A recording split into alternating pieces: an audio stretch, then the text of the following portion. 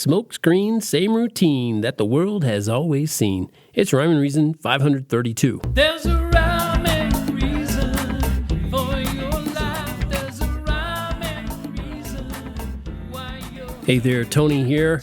And if you're highly enlightened, you might want to tune out. This might not be for you because this is going to be beneath you.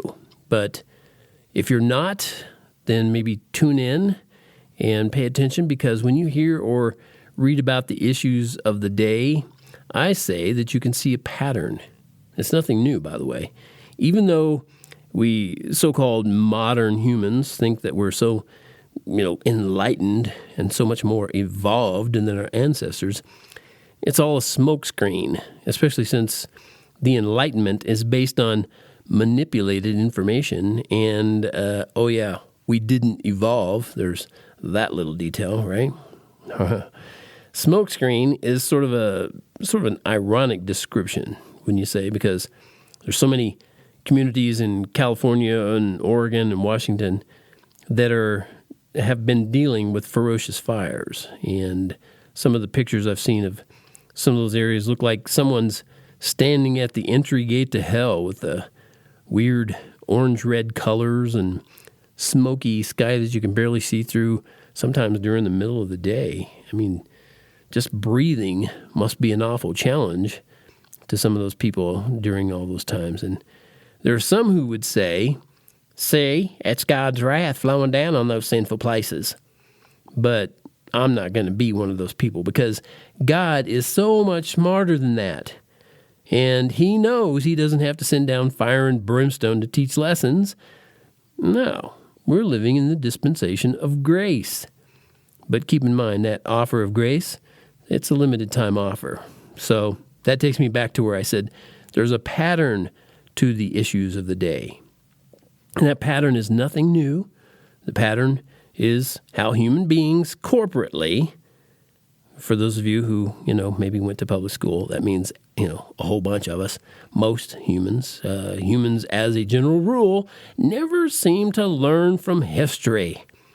So we repeat it over and over and over. There's a guy I follow in the writing world, not going to mention his name, who just said the classic definition of insanity is wrong. That classic definition that goes, the definition of insanity is doing the same things over and over and expecting different results. He says that's wrong. He says that only by doing things over and over can you truly overcome mistakes and get good at something. But I get his point, but it's a flawed perspective. That's easy for me to say. It's flawed because it's apples and oranges.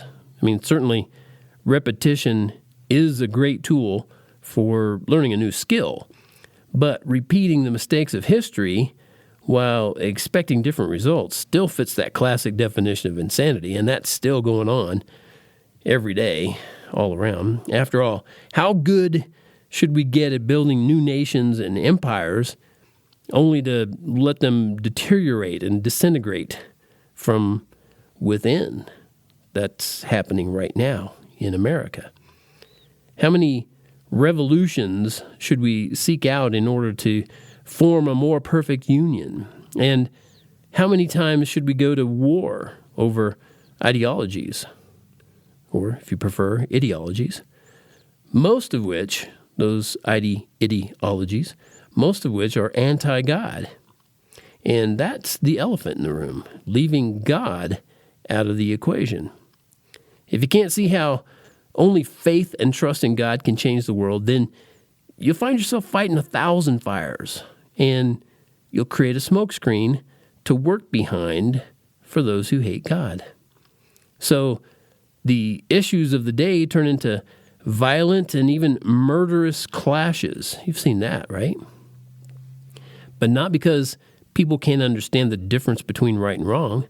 It's because they won't understand. They refuse to understand. And that means it's not a mental matter. It's a heart problem.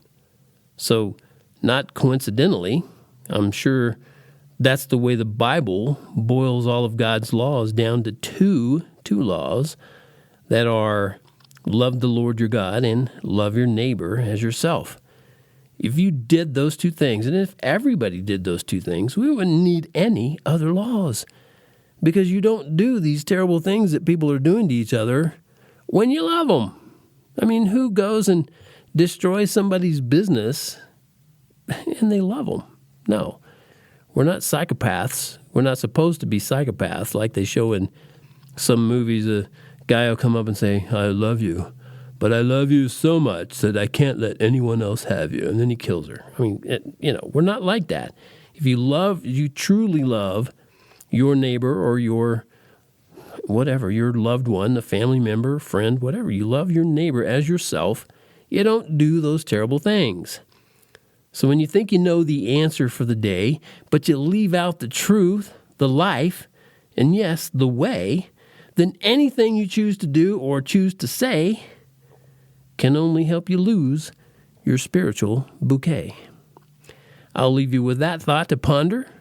Until next time, this is Tony from TonyFunderburk.com, where I invite you to head on over there and find that T-shirt.